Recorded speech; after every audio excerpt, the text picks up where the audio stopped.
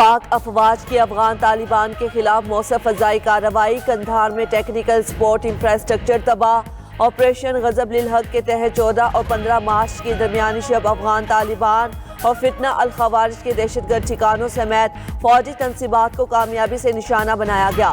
Security ذرائع کے مطابق پاک افواج نے ٹیکنیکل سپورٹ انفراسٹرکچر اور اکوپمنٹ سٹوریج ٹنل کو مؤثر انداز میں تباہ کیا۔ کارروائیاں اہداف کے حصول تک جاری رہیں گی۔ امریکہ اب آبنائے ہرمز کے لیے چین سے مدد مانگنے پر مجبور ہو چکا۔ ثابت ہو گیا کہ امریکی سیکیورٹی ناکام اور خطے کے لیے بڑا خطرہ ہے۔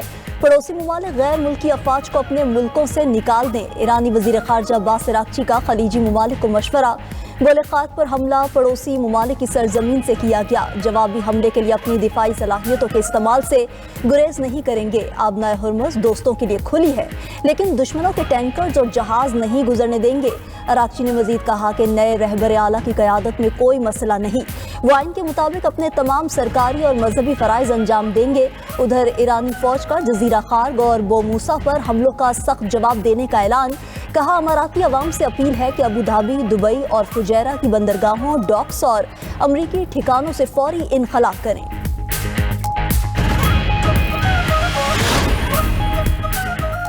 امریکی صدر ٹرمپ نے آبنائے ہرمز کھلوانے کے لیے چین، فرانس، برطانیہ سے مدد مانگ لی۔ ڈونلڈ ٹرمپ کا کہنا ہے کہ آبنائے ہرمز کی بحالی کے لیے امریکہ عالمی ممالک کے ساتھ مل کر جنگی جہاز بھیجے گا۔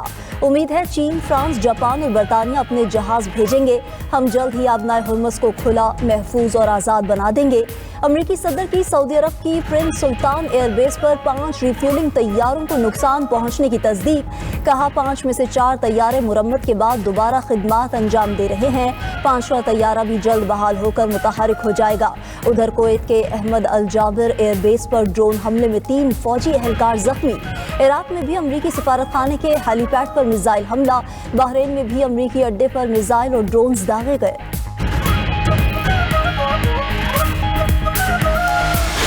امریکہ کی ایران کے سب سے بڑے مرکز خارق پر شدید بمباری۔ حملوں کے بعد جزیرے کے متعدد مقامات پر آگ بھڑک اٹھی۔ امریکی صدر نے ٹروتھ سوشل پر ایران کے جزیرے خارق آئی لینڈ پر حملے کی ویڈیو جاری کر دی۔ ٹرمپ کا ایران سے سرنڈر کرنے کا مطالبہ، بولے عقل مندی اسی میں ہے کہ ایران ہتھیار ڈال دے اور جو بچ چکا اسے بچا لے، ورنہ جب تک سب ختم نہ کر دیں جنگ جاری رہے گی۔ ادھر امریکی سینٹرل کمانڈ کے مطابق خارق پر حملے میں ایرانی بارودی سرنگوں کے ذخیرے، بنکرز اور دیگر فوجی مقامات کو تباہ کیا گیا۔ فی الحال تیل کی تنصیبات کو نشانہ نہیں بنایا۔ امریکہ اور اسرائیل کی تہران، شیراز، اصفہان اور قم پر بھی بمباری۔ حکومتی انفراسٹرکچر اور سرکاری دفاتر کو نشانہ بنایا۔ بمباری کے باوجود ایرانی عوام کے حوصلے بلند۔ تہران میں سابق سپریم لیڈر کے قریبی مشیر علی شمخانی کی نماز جنازہ ادا۔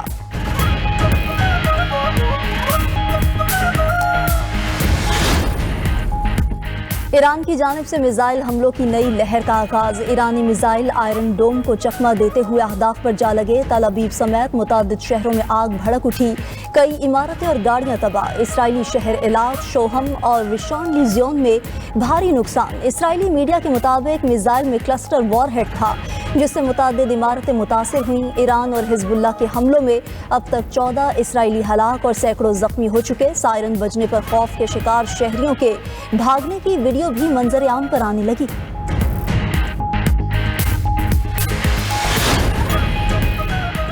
حکومت کا اگلے 2 ماہ تک تمام محکموں کی سرکاری گاڑیوں کے تیل میں 50% کٹوتی کا اعلان۔ 60% گاڑیوں کو گراؤنڈ کیے جانے کے فیصلے کا تھرڈ پارٹی آڈٹ کرایا جائے گا۔ سرکاری اور حکومتی سرپرستی والے خود مختار اداروں کے ملازمین کی تنخواہوں میں 5 سے 30% تک کٹوتی کی جائے گی۔ سرکاری افسران اور وزراء کے بیرون ملک دوروں پر پابندی برقرار رہے گی۔ کفایت شعاری اقدامات سے کی گئی بچت عوامی ریلیف کے لیے استعمال ہوگی۔ اقدامات پر عمل درآمد اور نگرانی متعلقہ سیکریٹریز کریں گے۔ وزیر اعظم شہباز شریف نے فیصلوں پر عمل درآمد کی رپورٹ روزانہ کی بنیاد پر پیش کرنے کی ہدایت کر دی۔ وزیر اعظم کی زیر صدارت اجلاس میں حکومتی بچت پلان کے نفاذ کا تفصیلی جائزہ۔ شہباز شریف نے دنیا بھر میں پاکستانی سفارت خانوں کو 23 مارچ کی تقریبات سادگی سے منانے کی ہدایت کی۔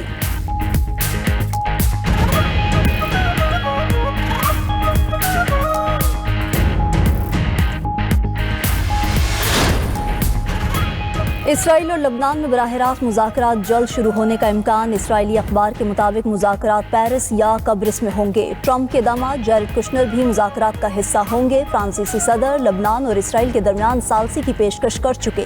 ادھر اسرائیلی فوج کی لبنان میں بمباری بھی جاری۔ تازہ حملوں میں بچوں سمیت 18 افراد جاں بحق۔ 15 روز سے جاری اسرائیلی حملوں میں لبنان میں 826 افراد جاں بحق ہو چکے۔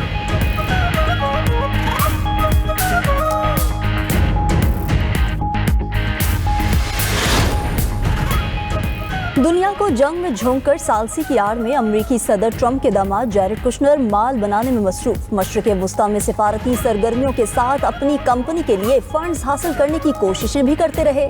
امریکی اخبار نیو یارک ٹائمز کا انکشاف، صدر ٹرمپ نے جیرڈ کشنر کو مشرق وسطیٰ میں تنازعات کے حل کے لیے خصوصی ایلچی بنا کر بھیجا تھا۔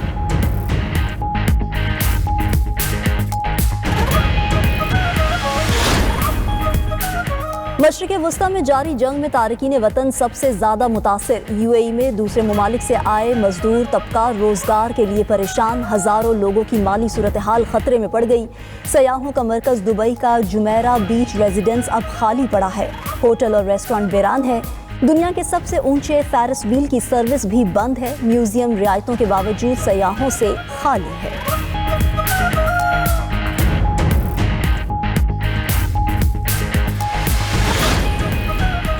خلیجی اتحادی امریکہ کی کارروائی پر ناراض۔ ٹرمپ پر جنگ جلد از جلد ختم کرنے کے لیے دباؤ بڑھنے لگا۔ وال اسٹریٹ جرنل کے مطابق خلیجی ممالک امریکہ کو جنگ کے آغاز کا ذمہ دار قرار دے رہے ہیں۔ ادھر رائٹرز نے دعویٰ کیا ہے کہ امریکی صدر نے مشرق وسطیٰ کے اتحادیوں کا جنگ بندی کا مطالبہ مسترد کر دیا۔ ایران بھی امریکی اور اسرائیلی حملے بند ہونے تک مذاکرات نہیں کرنا چاہتا۔ عمان اور مصر کی طرف سے ثالثی کی کوششیں تعطل کا شکار۔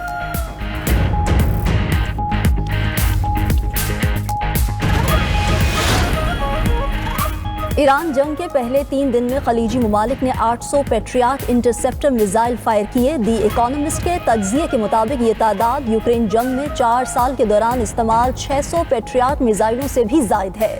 ایرانی حملوں کے جواب میں ہر دفاعی فائرنگ کی لاگت تقریباً $6 ملین ہے۔ صرف 15 روز میں ہی خطے میں موجود امریکی اسٹاک میں 2 سال کی پیداوار کے برابر پیٹریاٹ انٹرسیپٹرز کی کمی ہو چکی۔ اگر جنگ طویل ہوئی تو خطے کے فضائی دفاع کی صلاحیت پر سنگین سوالات اٹھ سکتے ہیں۔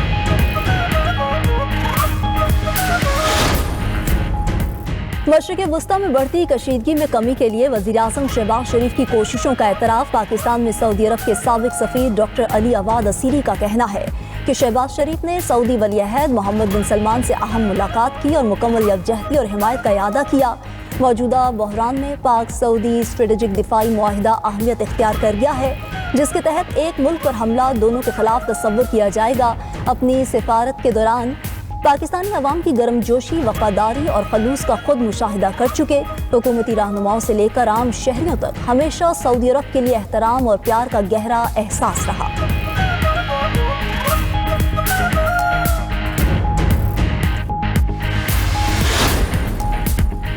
عالمی سطح پر بھارت کی ایک اور شرمندگی۔ بھارتی نیویگیشن سیٹلائٹ نظام کو شدید دھچکا۔ بھارتی میڈیا کے مطابق مقامی نیویگیشن سیٹلائٹ نظام ناوک کے اہم سیٹلائٹ کا ایٹمی کلاک اچانک بند ہو گیا۔ بی بی سی کے مطابق جنوری میں بھارت کی polar satellite launch vehicle Andhra Pradesh اڑان کے دوران ناکام ہوئی۔ یہ بھارت کے مانگے تانگے کے خلائی پروگرام کی 2021 کے بعد 5ویں بڑی ناکامی تھی۔ 5 سال میں 16 سیٹلائٹس راکھ بن چکے۔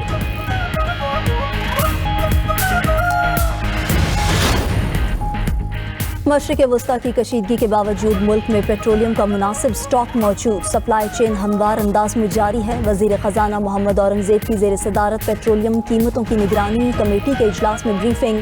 اعلامیے میں کہا گیا کہ آئندہ ہفتوں میں تیل کی فراہمی یقینی بنانے کے لیے کافی انتظامات موجود ہیں۔ مزید سپلائی کے لیے بھی انتظامات اور بات چیت جاری ہے۔